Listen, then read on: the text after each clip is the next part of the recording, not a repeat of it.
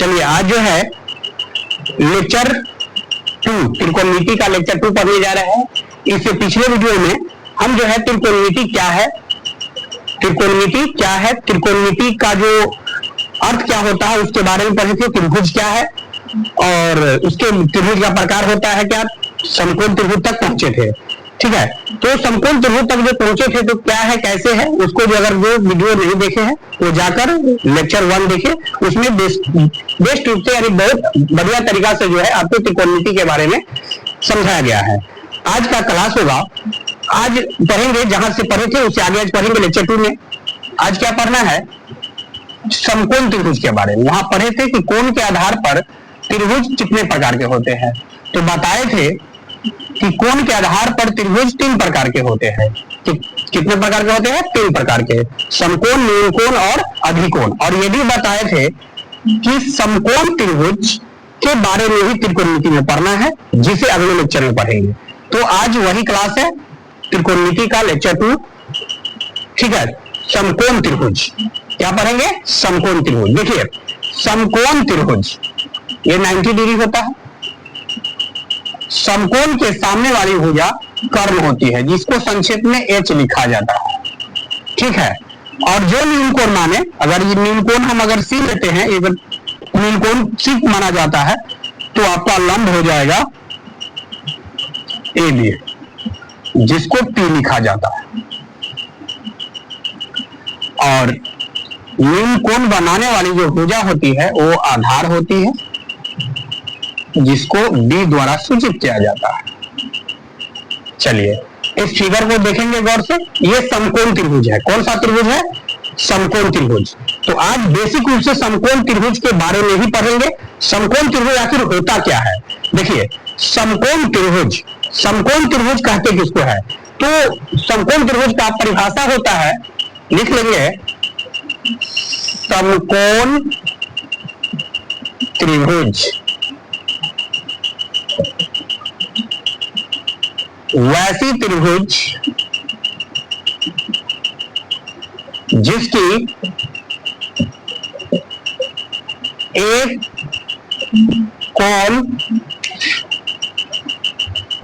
कोण की माप 90 डिग्री होती है।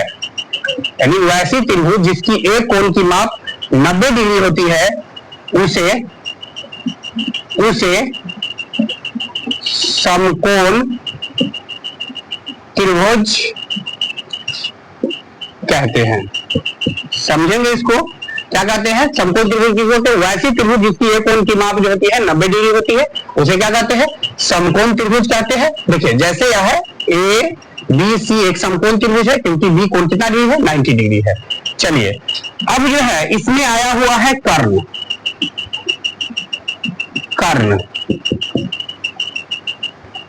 लिखेंगे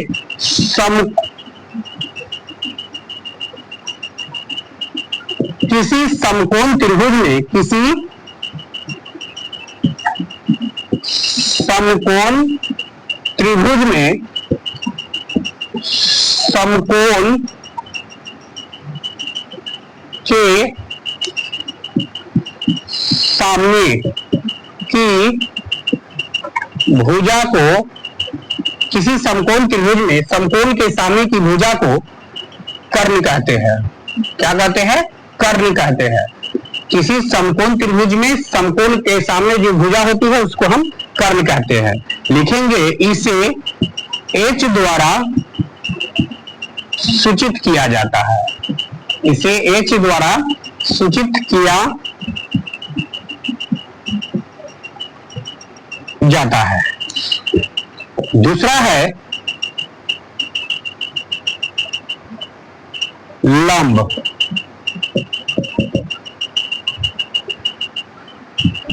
किसी समकोण त्रिभुज में न्यूनकोण के सामने की भुजा को किसी समकोण त्रिभुज में नीलकोण के सामने की भुजा को लंब कहते हैं। इसे P द्वारा सूचित किया जाता है। इसे P द्वारा सूचित किया जाता है। एक और है आधार। लिखेंगे किसी समकोण त्रिभुज में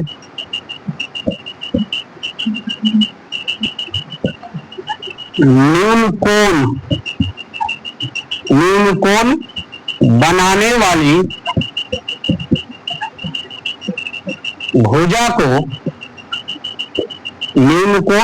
वाली भुजा को आधार कहते हैं। इसे B द्वारा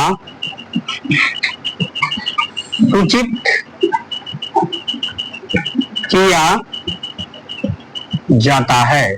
इसे B द्वारा सूचित किया जाता है। चलिए पहले इतना समझेंगे, पहले जो है इसको समझेंगे। चलिए पहले बताते हैं समकोण त्रिभुज कहते किसको है। यहां लिखे हैं कि समकोण त्रिभुज कहते किसको है। वैसी त्रिभुज जिसकी एक कोण की माप 90 डिग्री हो या 90 डिग्री होती है उसे क्या कहते हैं, समकोण त्रिभुज कहते हैं। क्या कहते हैं, समकोण त्रिभुज। ये जो चित्र जो है ABC जो है वह कितना डिग्री है, 90 डिग्री इसमें, इसीलिए समकोण त्रिभुज हुआ। फिर कर्ण है, देखिए इसको समझेंगे, संक्षेप में समझिए। यही जो है कर्ण, लंब और आधार, यही कर्ण, लंब और आधार जो है आपका जो है पहला लेसन जो है खत्म कर देगा। ठीक है, ये जो है कर्ण कहते किसको है, तो किसी समकोण त्रिभुज में कह रहा है, किसी समकोण त्रिभुज में समकोण के सामने की भुजा को कर्ण कहते हैं। तो देखिए समकोण त्रिभुज ABC है, इसमें समकोण कौन है, ये है। इसके सामने वाली भुजा कौन पड़ रहा है, AC, यानी AC सामने वाली भुजा हुआ, इसलिए क्या हो जाएगा, कर्ण। इसे संक्षेप में H द्वारा जो है सूचित किया जाता है। उसके बाद दूसरा क्या है, कहता है लंब। किसी समकोण त्रिभुज में न्यून कोण के सामने की भुजा को लंब कहते हैं। देखिए न्यून कोण ये माना गया है, न्यून कोण ये है, इसका मतलब है न्यून कोण के सामने भुजा कौन पड़ा, AB आपका हो जाएगा लंब, यानी लंब यानी इसे P द्वारा सूचित किया जाता है। अब है एक आधार। आधार किसको कहते हैं, तो आधार में लिखा गया है, परिभाषा इसका होता है कि किसी समकोण त्रिभुज में न्यून कोण बनाने वाली भुजा। तो देखिए ये न्यून कोण बनाने वाली भुजा का कहने का मतलब है, देखिए ये न्यून कोण ये है, ये तो कर्ण है, इसके अलावा कौन सा भुजा है जो न्यून कोण बना रहा है, ये BC न्यून कोण बना रहा है ना, इसीलिए BC जो हो जाएगा आपका हो जाएगा आधार। इसीलिए परिभाषा लिखा गया है, किसी समकोण त्रिभुज में न्यून कोण बनाने वाली भुजा को हम आधार कहते हैं, इसे B द्वारा सूचित किया जाता है। चलिए तो इसको संक्षेप में कैसे याद रखेंगे, फिगर से याद रखेंगे। देखिए समकोण के सामने वाली भुजा को समझेंगे कर्ण है, समकोण के सामने वाली भुजा को क्या समझेंगे, ये कर्ण है। न्यून कोण के सामने वाली भुजा को क्या समझेंगे कि यह लंब है, और न्यून कोण बनाने वाली भुजा को आधार। याद रखेंगे कि समकोण के सामने वाली भुजा क्या होती है, कर्ण। न्यून कोण के सामने वाली भुजा क्या होती है, लंब। और त्रिभुज में तो दोनों भुजा होता है, तो जब लंब और कर्ण चुना जाएगा तो जो एक भुजा बच जाएगा वही क्या हो जाएगा, आधार हो जाएगा, ये आधार हो जाएगा। अब जो है एक चीज और इसमें है, तो ये भी कह सकते हैं कि न्यून कोण क्या फिक्स होगा, नहीं, समकोण तो फिक्स रहता है कि जो 90 डिग्री है तो उसके सामने का भुजा जो है कर्ण होगा। लेकिन न्यून कोण ये नहीं कि ये भी न्यून कोण नहीं लिया जा सकता है। यदि मान लीजिए न्यून कोण C को नहीं मानकर जब हम न्यून कोण A को लेंगे तो अब कहेंगे, क्या परिभाषा कहे थे कि न्यून कोण के सामने वाली भुजा लंब कहलाती है। अब तो न्यून कोण ये हो गया, तो उस कंडीशन में जब न्यून कोण ये माना जाएगा इसका मतलब है लंब, अब ये हो जाएगा, ठीक है, लंब ये हो जाएगा। अब लंब ये जब हो जाएगा तो इसका मतलब है ये क्या होगा, ये आधार हो जाएगा।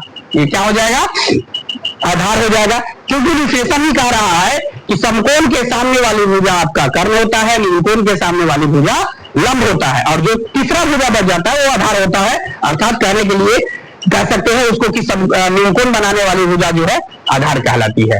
ठीक है, तो देखिए एक नोट है, उसको याद रखेंगे तो कंफ्यूजन दूर हो जाएगा।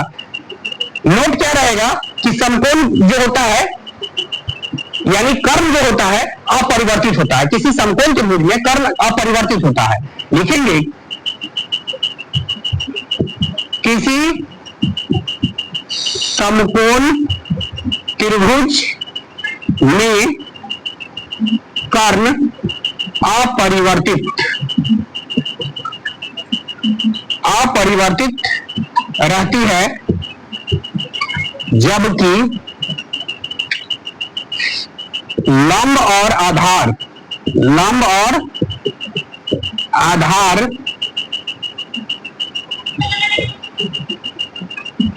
आपस में अदला बदली होती रहती है। तो ये अदला बदली इसलिए होती रहती है क्योंकि ये न्यून कोण पर डिपेंड करता है कि कर्ण क्या कहते हैं, लंब कौन होगा और आधार कौन होगा। इसीलिए न्यून कोण ये भी हो सकता है, कभी ये भी हो सकता है। हाँ, समकोण फिक्स होता है, इसलिए कर्ण फिक्स होता है कि समकोण के सामने वाली भुजा कर्ण होती है, लेकिन न्यून कोण पर डिपेंड करता है कि लंब कौन होगा और आधार कौन होगा। ठीक है, आज के लिए इतना।